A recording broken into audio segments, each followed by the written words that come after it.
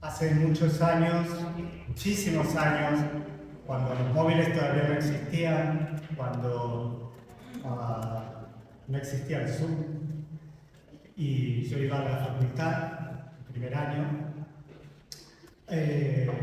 tenía un compañero que era un poquito raro, pero cuando saludaba a cualquier persona que recién conocía, le presentaba a alguien, él extendía su mano y en vez de decir mucho gusto, soy fulanito, él decía, ¿eres feliz?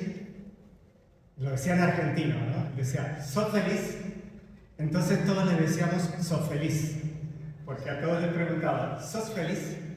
Claro, la gente se quedaba descolocada, porque ¿quién te pregunta si eres feliz? ¿No? Y menos así, de sopetón, sin pensártelo, sin esperártelo, y en un saludo.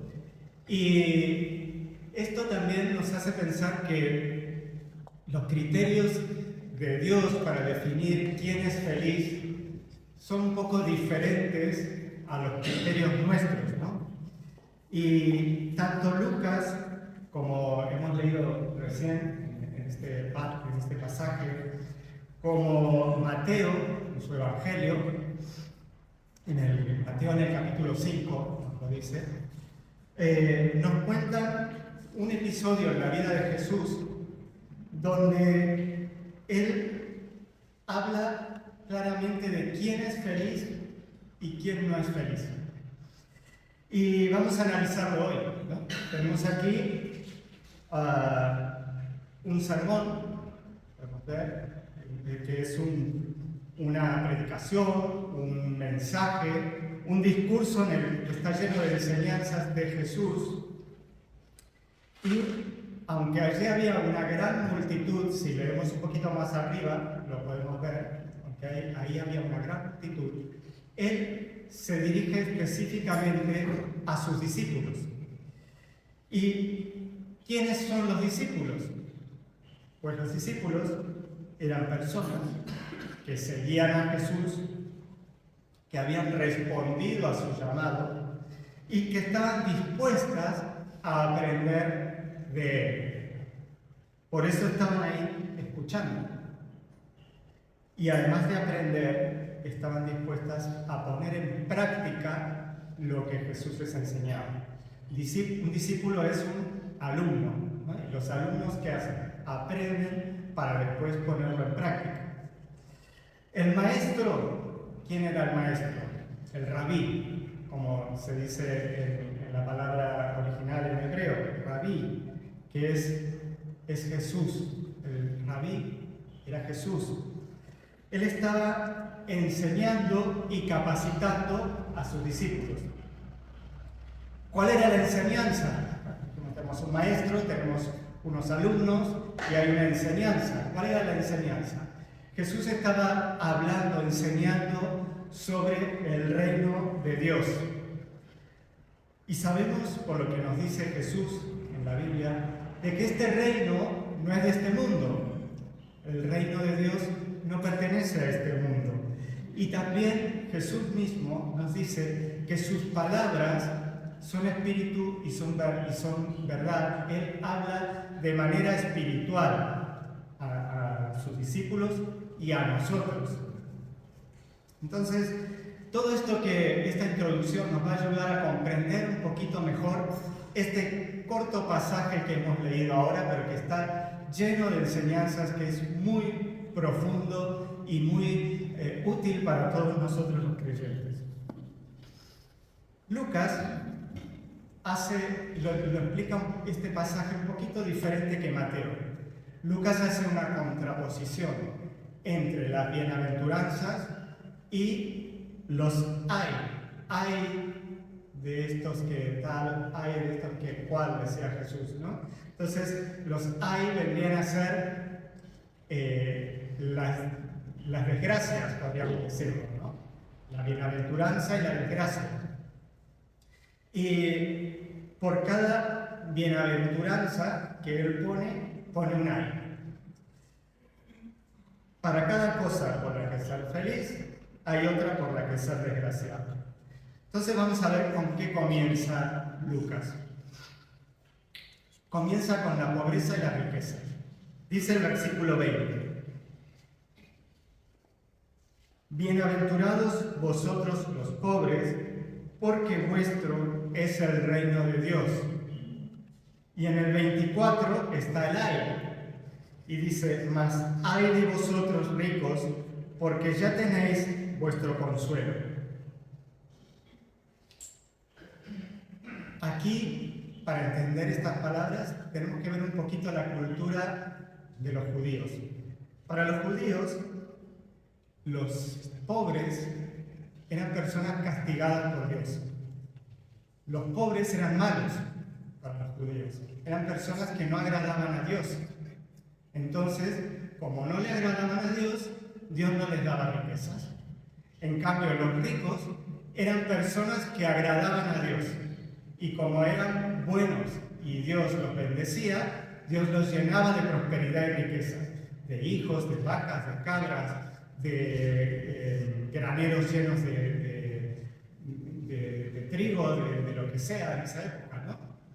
Entonces, cuando Jesús dice bienaventurados los pobres, como este que dice que es Dios, está diciendo que los pobres son bienaventurados, está diciendo lo contrario a lo que nosotros creemos. Y eso creó una revolución. Esas palabras en ese momento para la gente que lo oía fue un shock. ¿Qué pasa? Que nosotros tenemos la creencia contraria, porque estas palabras de Jesús fueron interpretadas superficialmente, fueron malinterpretadas, y a lo largo de la historia se fue haciendo hincapié en que los pobres son buenos y los ricos son malos. Incluso hay un discurso que hace poco escuché de un presidente venezolano diciendo: los ricos son malos, los ricos son malos, y lo repetía y lo gritaba y la gente así gritaba también junto con él, diciendo: los ricos son malos. Pero todos sabemos que hay pobres buenos y pobres malos, y que hay ricos buenos y ricos malos. Entonces, la situación económica de una persona no determina su integridad ni su espiritualidad delante del Señor. La situación económica de alguien, si es rico o es pobre, no determina que esa persona sea íntegra ni que esa persona esté bien espiritualmente delante de Dios, como se nos ha hecho creer en estos últimos siglos. Entonces, para poder entender qué significan realmente estas palabras de Jesús, dijimos que el reino de los cielos no es de este mundo. Dijimos que es un reino espiritual, que las palabras de Jesús se refieren a lo que es espíritu. Mateo 5:3 aclara, en este mismo pasaje paralelo, aclara los pobres en espíritu. Cosa que Lucas pone bienaventurados los pobres, Mateo pone bienaventurados los pobres en espíritu. Entonces, aquí nos damos cuenta de lo que estábamos diciendo, que Jesús no se estaba refiriendo a la situación económica, sino a la situación espiritual. Pero pensemos en el mundo natural, en el mundo material, ¿no? ¿Qué es lo que busca un pobre? Una persona pobre. ¿Cuál es su anhelo? Un pobre lo que quiere es un cambio. El pobre quiere que haya un cambio en su vida, no quiere ser pobre para toda la vida. El pobre está esperando que haya un cambio. Hay un estudio de una universidad en Estados Unidos hecho por un científico, investigador, en el que se determinó que las personas que se sienten pobres, ¿no? Porque también es un sentimiento el sentirse pobre, pero hay personas en la escala más pobres y menos pobres, ¿no? Algunos tienen casa, trabajan tal y se sienten pobres, y sin embargo el otro vive debajo de un cartón y tal vez ese no se siente pobre, pues, tengo la bendición de vivir a la naturaleza, no sé. Pero las personas que se sienten pobres gastan el doble de dinero en lotería que las que tienen economías más saneadas. Entonces las personas que se sienten pobres gastan más en la lotería porque quieren que de alguna manera cambie su situación, buscan un cambio, ¿no? Está bien que hay algunos que se resignan, dicen, bueno, soy pobre, ya está, no hacen nada por cambiar su situación, están en su zona de confort, que no siempre es confortable, como yo digo, y se quedan ahí y dicen, pues soy así, nada va a cambiar, y se quedan ahí. Pero en su interior siempre hay un anhelo de cambio, un anhelo de salir de esa pobreza. Y esa necesidad insatisfecha es lo que el pobre busca, que haya un cambio. Pero por otro lado, el rico, si continuamos hablando materialmente, ¿no? El rico ya tiene lo que necesita. El rico quiere mantenerlo, no busca un cambio. Yo no quiero que cambie nada, quiero quedarme así. ¿Qué rico busca un cambio? No, quiero ser pobre. Los ricos quieren mantenerse ricos.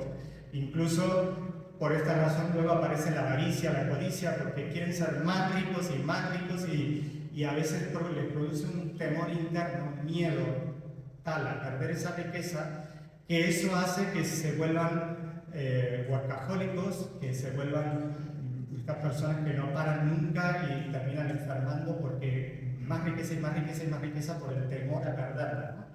El rico quiere quedarse como está.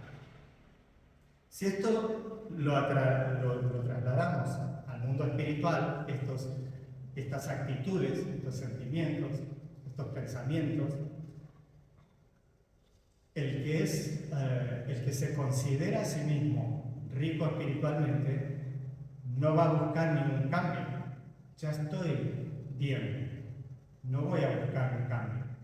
En cambio, el que se reconoce pobre espiritualmente, como dice Mateo, busca un cambio. ¿Por qué? Porque tiene una necesidad espiritual y busca al Señor, busca su perdón, busca el reino de Dios, busca un cambio, como decíamos, ¿no? Y dice la Biblia que el que busca hallará. Entonces, aquí, cuando una persona humildemente reconoce su pobreza espiritual, el Señor viene y te da la riqueza espiritual, que es Él mismo. Él es la riqueza. Luego se refiere al hambre y a la saciedad. Dice el versículo 21 en la primera parte. Bienaventurados los que ahora tenéis hambre, porque seréis saciados. Y en el versículo 25, primera parte, dice, ay de vosotros los que ahora estáis saciados, porque tendréis hambre. Aquí Mateo 5, 6 también profundiza en este texto, ¿no? Mateo como que nos da una idea un poco más cercana a lo que quiere decir Jesús. Y dice Mateo, bienaventurados los que tienen hambre y sed de justicia. Jesús no nos está hablando del hambre física, no está diciendo, ay, felices todos los que pasan hambre, ¿no? Y nosotros pensamos en los niños de África muriéndose de hambre, pensamos, Jesús puede decirles a esos niños que son felices y están pasando hambre. No se está refiriendo al hambre física, sino se refiere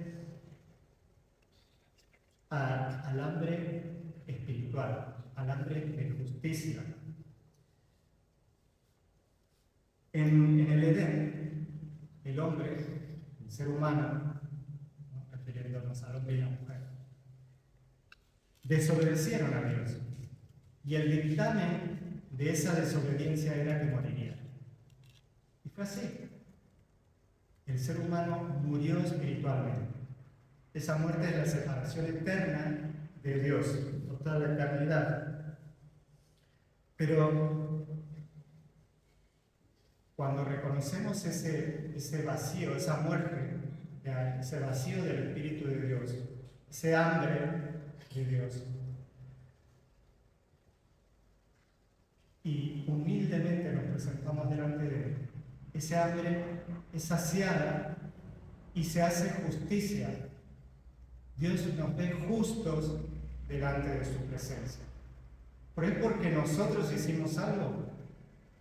No, es porque su Hijo unigénito, Jesucristo, lo hizo todo. Murió en nuestro lugar, pagó el precio, tomó la iniciativa de rescatarnos. Porque el ser humano se podría haber quedado como estaba y Dios no tenía ninguna obligación de rescatarlo. Pero Él quiso rescatarnos por amor.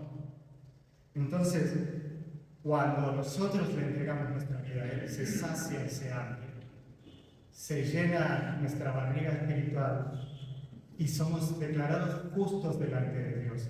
Y ya no tenemos más hambre de justicia, porque la justicia la ha hecho Él. Él nos presenta justos delante de su presencia. Pero el que no reconoce su hambre espiritual no va a buscar esa justicia, no va a buscar esa saciedad. Como decíamos, el que está saciado no abre la nevera y busca algo para comer. El que está saciado se queda como está. Entonces, no hay saciedad de hambre de justicia. No buscará el alimento espiritual y se morirá de hambre. Luego tenemos el siguiente par de contraposiciones, que es el lloro y la risa. Los mismos versículos, el 21, en la segunda parte, dice: bienaventurados los que ahora lloráis, porque reiréis. Y en el 25, en la segunda parte, dice: ay de vosotros los que ahora reís, porque lamentaréis y lloraréis.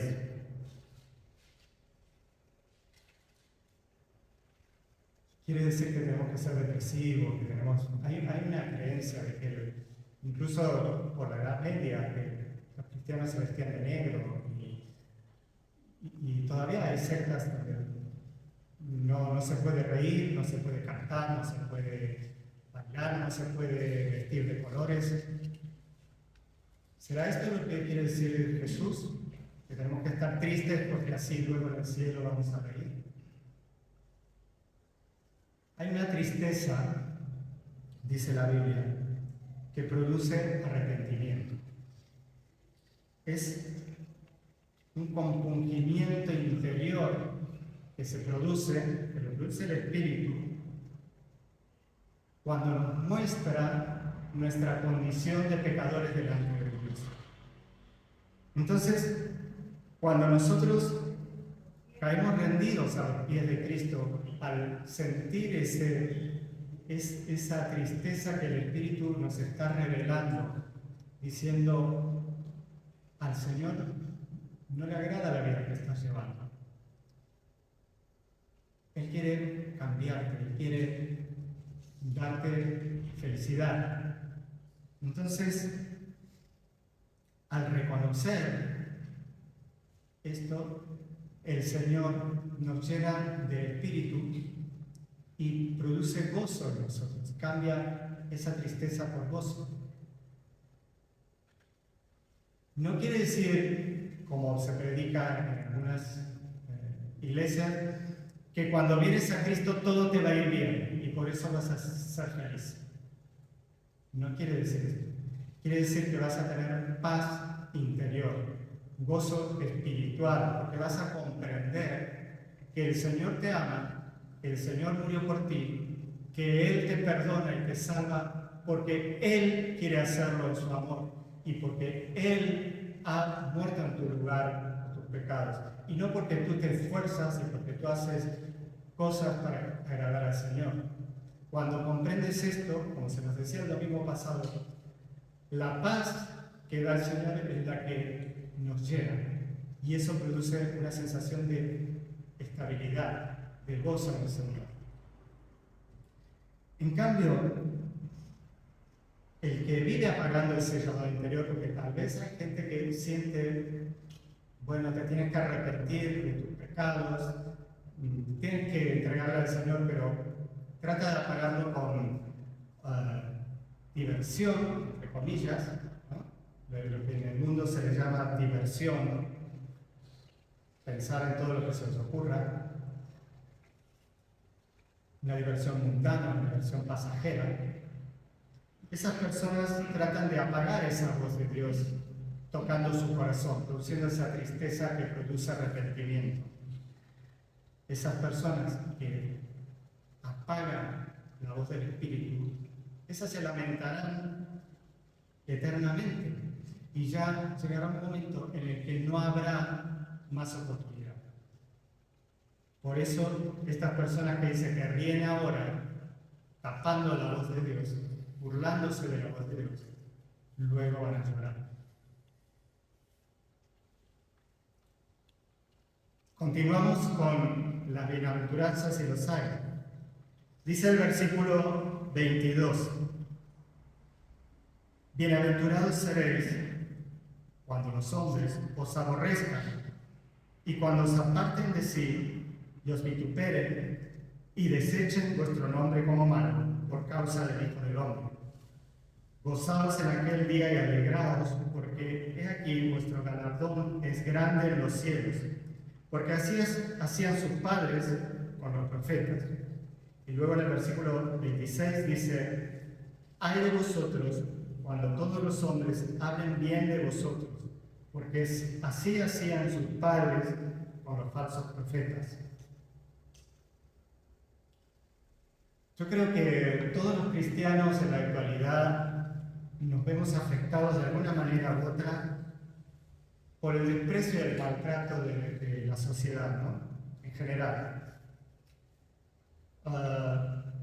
Se nos tacha de fanáticos, de intolerantes, de hipócritas y hasta de fascistas. Y muchísimas otras calificaciones, que cada uno sabrá si habrá recibido alguna. Y actualmente exponer públicamente lo que dice la Biblia acerca de algún tema de la sociedad, seguramente nos llevará a críticas y burlas, especialmente por parte de los medios de comunicación, que están tratando de imponer a nivel mundial una filosofía de pensamiento que es contraria a la Biblia. La persecución en algunos países consiste en maltrato físico y hasta la muerte. En algunos países, si eres creyente, cristiano, te pegan, o la policía te lleva, te pegan, te castigan, te mutilan e incluso te matan, tienen pena de muerte. Pero en otros países, como nuestros, la persecución es un poco más ideológica, cultural, es un poquito más imperceptible. Los primeros discípulos fueron perseguidos, esto lo sabemos. Lo sabemos por la Biblia, lo sabemos por la historia. Fueron torturados, fueron asesinados. Y no se quedó en esos primeros años de los primeros creyentes. Esto continuó a lo largo de la historia. Incluso en la actualidad, según un informe de Puertas Abiertas, hay más de 360 millones, ¿sabes? Esto es mucha gente, ¿no? Más de 360 millones de cristianos perseguidos por su fe en el mundo actualmente. El cristianismo, según las estadísticas también, es la religión más perseguida del mundo. Por algo será, ¿no? Ante estas perspectivas, tenemos dos opciones. Los creyentes tenemos dos opciones. Una es, a pesar de esa persecución, sea del tipo que sea, ya sea física o ya sea ideológica y social, seguir exponiendo la verdad a pesar del coste social que pueda significar eso. Exponernos a la burla, exponernos a la crítica. O otra opción, que incluso la han adoptado muchas iglesias, son muy grandes, sobre todo en Estados Unidos, es adaptarse a estas ideas, adaptarse para no ser perseguidos y caer bien, ¿no? Entre comillas. Tratar de caer lo mejor posible y estas ideas que hay contrarias a la Biblia, un poquito, bueno, te las acepto con ciertos matices y me voy adaptando, ¿no? Jesús nos advierte que esto pasaría. Aquí nos está diciendo que íbamos a tener persecución. Y también nos dice que esta situación, se lo dice a los discípulos de ahí hace 2000 años, que no era una situación nueva para ellos tampoco. Ya había pasado con los profetas muchísimos años antes. En Israel, en los tiempos antiguos, cuando un profeta anunciaba la palabra de Dios y los llamaba al arrepentimiento, les decían que estaban actuando mal, que tenían que volverse a Dios, los llamaba a reconstruir su relación con Dios, o les anunciaba que porque habían actuado mal Dios los iba a castigar, la gente se volvía en contra de estos profetas. Y también los perseguían, los torturaban, incluso los asesinaban, igual que a los primeros cristianos o los cristianos de la actualidad. En cambio, cuando venía un profeta que favorecía, por ejemplo, a las clases altas y decía Dios nos va a bendecir y Dios nos va a dar todo lo mejor y vengan a Dios que Dios les va a dar casa, coche, bueno, en esa época no había coche, pero caballos y cabras y todo esto, ahí la gente sí, qué buen profeta este, y lo alababan y lo ensalzaban, ¿no? Entonces,